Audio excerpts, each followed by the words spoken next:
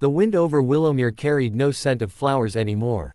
Once, the meadows had bloomed with silverleaf and starbloom that opened only under moonlight, releasing perfumes that made people dream while awake. Now the fields were brown, the petals brittle, and children born in the last decade had never seen a spell ignite. Elara noticed the fading more than most. She was 19, raised in the village orphanage after fever took her parents when she was 5. She had no memory of true magic, only stories from the elders, tales of rivers that sang, of lanterns that lit themselves, of healers who could mend a broken bone with a touch. Yet something restless stirred in her blood. At night she dreamed of blue light pulsing like a heartbeat, calling her name. One autumn evening, while gathering deadwood at the edge of the Whispering Woods, she found the stone door. It was half buried under roots, carved with runes that glowed faintly when her fingers brushed them. The door opened with a sigh, revealing a narrow stair descending into darkness. Fear told her to run. Curiosity, and that strange inner pull, won. At the bottom lay a small round chamber. Dust floated in the single shaft of light from above. In the center stood a pedestal holding a leather-bound book. When Elara opened it, the pages turned themselves to an illustration. A young woman who looked unsettlingly like her, holding a brilliant crystal aloft while light poured into a dying world. Beneath the picture, words shimmered into being, when magic gutters like a candle in wind. The last guardian shall rise from humble kin. Through trial and shadow, through doubt and pain. Seek the eternal crystal in the forbidden realm. Fail, and light shall never come again. Elara's hands shook. She had never been chosen for anything, not even to tend the village goats without supervision. Yet the book knew her face. That night she showed it to Elder Mirren, the oldest woman in Willowmere. Mirren's eyes, clouded with age, widened. The prophecy, she whispered. We thought it myth. She touched Elara's cheek. Child, magic is dying because the crystal was hidden long ago to keep it from the Shadow Lord who sought to devour it. If it is not returned to the heart font, everything enchanted will perish, including us, in time. Why me? Elara asked. Because the blood remembers, Mirren said. Your mother was of the old guardian line. She hid her gift to protect you. There was no time for more questions. The next dawn, Elara left with a pack, a worn dagger, the prophecy book, and Mirren's blessing. The village watched in silence, hope and doubt warred on every face. The path to the forbidden realm led through 3 trials the book named. The Maze of Whispers, the River of Tears, and the Mountain of Mirrors. The Maze of Whispers was a forest where trees spoke in voices of the dead. Elara heard her mother begging her to come home, her father warning of danger, friends laughing that she would fail. Each voice tried to turn her back or lead her deeper into endless loops. She pressed her hands over her ears, but the words burrowed into her mind. At the center of the maze she collapsed, sobbing. Then she remembered Mirren's last words, doubt is the first shadow. Name it, and it loses power. I am afraid, Elara said aloud. But I will keep going.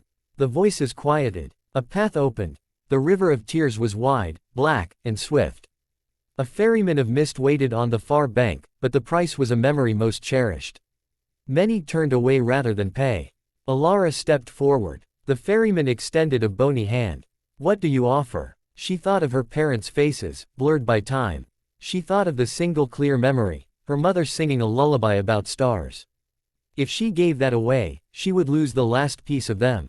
Then, she looked at the brown fields in her mind's eye, at children who would never know magic. She stepped onto the ferry. Take the song, she said. The ferryman nodded. As they crossed, the lullaby slipped from her heart like water through fingers. On the far bank she wept, but she did not turn back. The mountain of mirrors rose sheer and shining. Every surface reflected not her body, but her fears. Elara the orphan who would always be alone. Elara the failure who would doom the world. Elara the pretender with no real power. The reflections reached for her, trying to pull her into themselves. She climbed anyway. Halfway up, exhaustion made her slip. A mirror Elara caught her wrist, cold, smiling cruelly. You are nothing, it hissed. Elara stared into her own frightened eyes. Maybe, she answered. But I am here, and I am trying. She wrenched free and kept climbing. At the summit, a gate of living stone swung open into the forbidden realm. The realm was beautiful and terrible. Crystal spires rose into a violet sky, rivers of liquid starlight flowed between floating islands. But silence reigned, broken only by distant, hungry growls. Elara followed the book's map to the heart font, a vast cavern lit by a single pedestal. Upon it rested the eternal crystal, larger than her head, pulsing with blue-white light. The air hummed with power. She reached for it, and shadows uncoiled from the walls. The Shadow Lord had waited centuries. It wore no shape at first, only darkness with burning red eyes. "The Guardian comes at last," it mocked. "Too late. Magic is mine." Tendrils lashed out. Elara dodged, heart hammering. She had no spells, no training, only the dagger and her will. The shadows pressed closer. They whispered every doubt she had ever felt. She remembered the price of the river, the lost lullaby. She remembered the mirrors. She remembered the dying fields. "I am not powerful," she shouted into the dark. "But I am here for everyone who will never get the chance to try." Light flared, not from the crystal, but from within her. The Guardian blood answered at last. Blue fire raced along her arms. She thrust her hands forward, and light met shadow in a soundless explosion. When the glare faded, the Shadow Lord was gone, vanished, not destroyed, but weakened for ages. Elara's fingers closed around the crystal. It was warm, alive. Power flooded her, gentle yet immense. She felt every fading spark of magic in the world answer its call. She carried it home. Willowmere greeted her with disbelief that turned to joy. When she placed the crystal in the village's dried-up heart-font spring, light burst upward like a fountain. Flowers bloomed overnight. Children laughed as tiny sparks danced at their fingertips. Elders wept. Elara stood at the edge of the crowd, exhausted but smiling. She had lost a memory, faced her fears, and nearly lost herself. Yet she had gained something greater, the knowledge that courage is not the absence of fear or doubt, but the choice to continue anyway. Magic returned to the world, brighter than before, because it now flowed through hands that understood its cost.